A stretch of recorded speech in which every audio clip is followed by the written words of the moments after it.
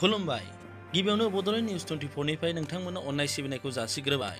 दिनै 28 सेप्तेम्बर बर' थुनलाइ आफादनि मुंख्लं सान। रमान हांखो सोमावसारनाय आरो बर' थुनलाइनि थाखाय दिनैनि सानाव अमलाराम बर', शिबराम बर' बिथांमोना मुंख्लं जानाङो। रमान हांखोनि थाखाय बर' थुनलाइ आफादा 1974 मायथाइयाव सोमावसारनायाव बिथांमोना मुंख्लं जानाङो। मख'नाया मोजांदि सोमावसारनायखौ नोजोर होना बै समाव सोरखारा बर' रावनि थाखाय रमान हांखोनि सोलाय देवनागरी हांखोखौ बर' रावनि थाखाय गनायथि होदोंमोन।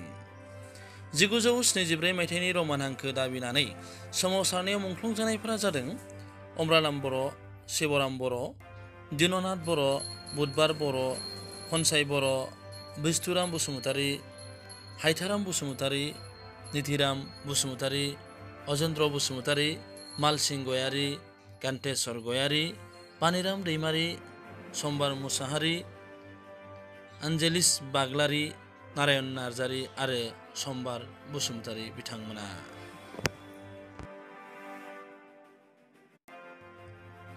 बर' थुनलाइ आफादा दिनैनि मुंख्लं सानखौ गोसोखांनाय गांसे लाइजाम जोंनिसिम सफैदों।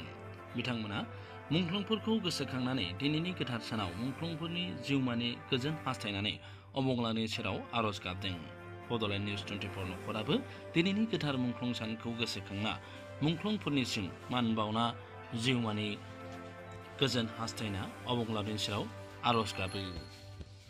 रादाबा एसेनोसै।